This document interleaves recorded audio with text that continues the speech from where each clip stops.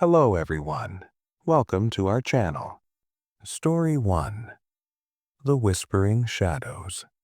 Sarah had always dreamed of owning a grand old house, but when she finally purchased a sprawling Victorian mansion on the outskirts of town, she quickly realized the price she had paid wasn't just monetary. It was her peace of mind. The house creaked and groaned at night, as if it were alive. It wasn't just the wind. There was something more sinister at play. On her first night, as Sarah settled into her new bedroom, she felt a strange sensation that the walls were closing in around her. She shrugged it off as the stress of the move, but as the night wore on, the sounds in the house grew louder. Whispers, soft and eerie, just beyond the reach of comprehension. "Sarah, you don't belong here." The whispers were at the edges of her consciousness, a constant hum like the sound of a distant, forgotten memory. At first, she tried to ignore them, chalking it up to exhaustion, but the whispers started to grow clearer. That was when she saw them, the shadows. They appeared out of nowhere, long, thin figures darting from one corner to the next. She tried to move, but her legs wouldn't obey. The air around her thickened, making every breath harder to take.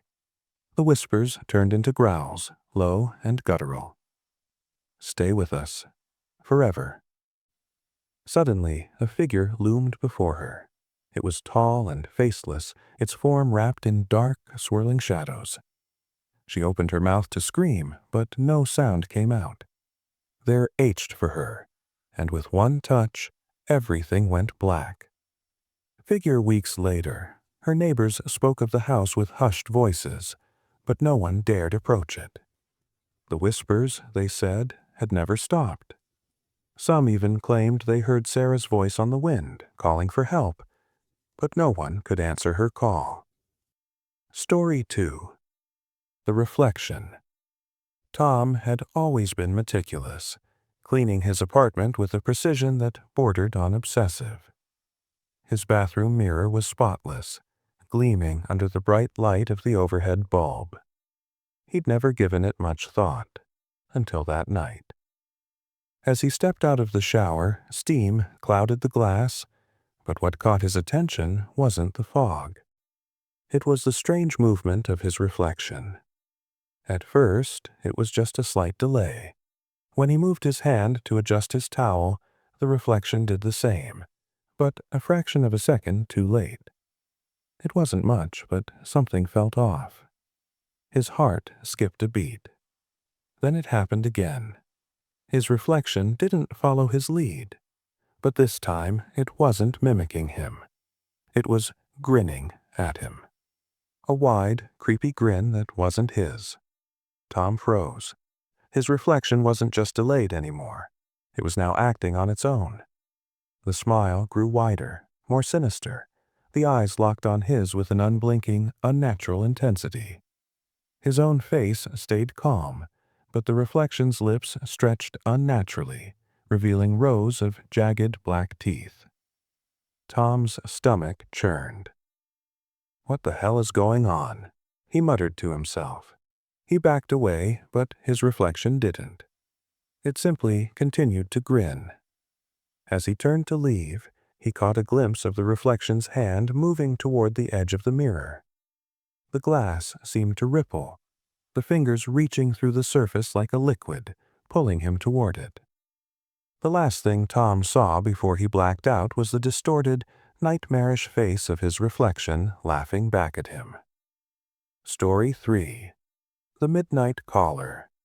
Emily had always enjoyed her solitary nights in her small apartment. It was her refuge, her sanctuary from the noise of the world. But that night, something felt different. The oppressive silence was shattered by the sudden ringing of her phone. She glanced at the clock. 12:03 a.m. With a sigh, she picked up the receiver. "Hello," she said, trying to hide the sleepiness in her voice.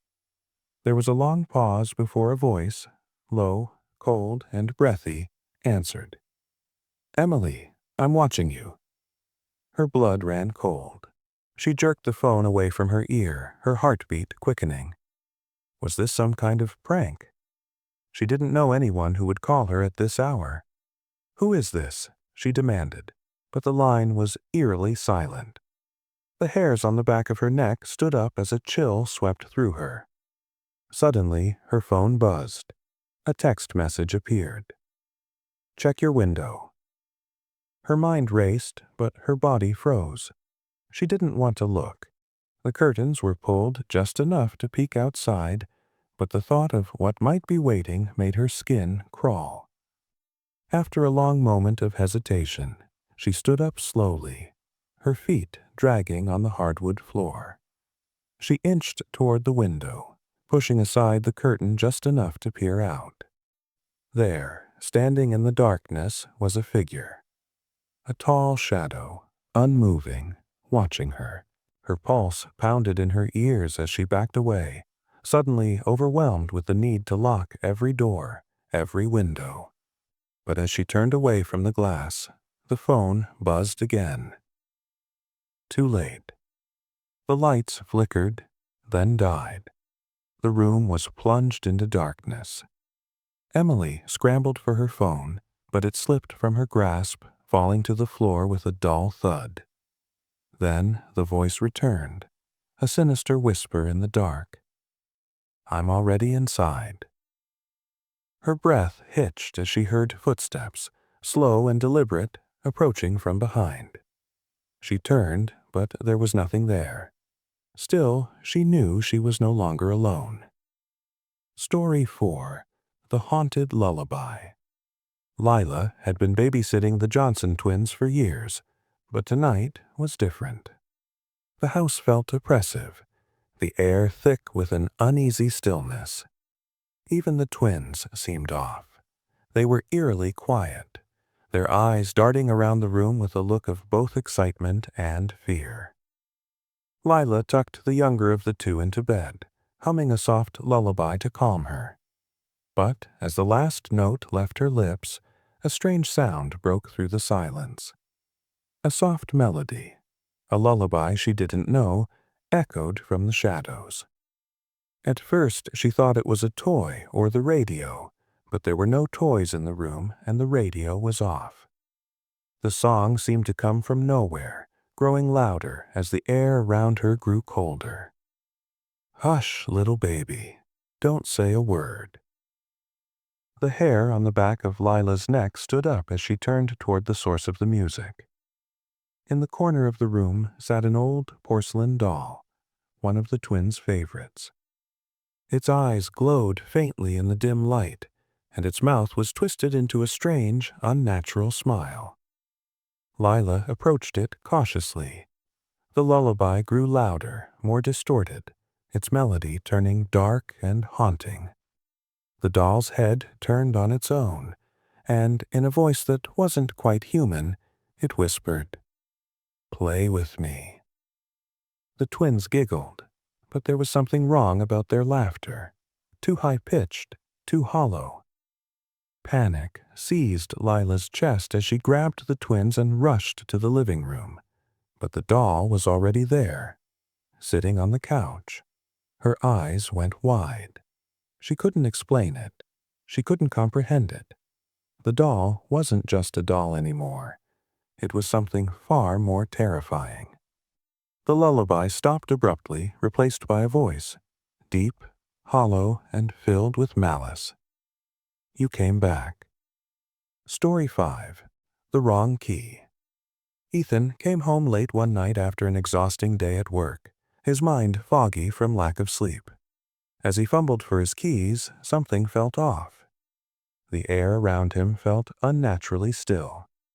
When he unlocked the door and pushed it open, he stepped into an unexpected darkness. The lights, normally on when he returned, were off. A cold, metallic smell filled the air, making his skin crawl. He instinctively reached for the light switch, but nothing happened. His pulse quickened as he took another step inside, his heart racing. The hairs on his neck stood up as he heard the unmistakable sound of footsteps. soft, deliberate, as though someone were walking slowly around him, just out of his sight. "Hello?" he called into the oppressive silence. There was no answer, only the echo of his voice. His phone buzzed in his pocket. With trembling fingers, he pulled it out, expecting a text from his girlfriend. Instead, it was a cryptic message. "You're not supposed to be here." The door slammed shut behind him with a deafening bang. He spun around, heart pounding in his chest. The walls seemed to close in, the air thick with an oppressive energy. Suddenly, the sound of movement came from the dark corners of the room. His phone buzzed again. "I'm inside." Story 6. The Old Swing Set. Jessica had always thought that living on a quiet country property would be peaceful. But as she wandered the yard one afternoon, something caught her attention. A forgotten swing set, overgrown with ivy and decay. The metal chains creaked eerily in the breeze, and the swings swayed back and forth, as if someone had just been using them. Curious, she walked toward the swings, her feet crunching on the fallen leaves. That's when she saw him, a small boy, pale and gaunt, standing near the swings. "Who are you?" Jessica called out, her voice trembling. The boy didn't answer. He just stared at her, his dark eyes wide but unblinking. "Come play," he said softly, a strange, far-off tone in his voice. Jessica felt a shiver run down her spine. She wasn't sure what was wrong with the boy, but something about him was deeply unsettling. "Where's your family?" she asked, but he didn't answer. Instead, he stepped closer, his feet barely making a sound on the soft ground. His smile was wide, too wide, and unnaturally stretched across his face. Without warning, he vanished into the woods, and the swings began to move. Slowly at first, then faster, creaking violently as if a child had suddenly leapt into the seat. Jessica froze, unable to look away. The wind grew colder, and the boy's voice echoed from the woods. "You can't leave." Then something grabbed her wrist, icy fingers digging into her skin. Panic surged in her chest as she struggled to free herself. The swing chains rattled louder, the wind howling around her. She looked down to see the boy's shadow right beside her, his cold eyes locked on hers. "You can't leave,"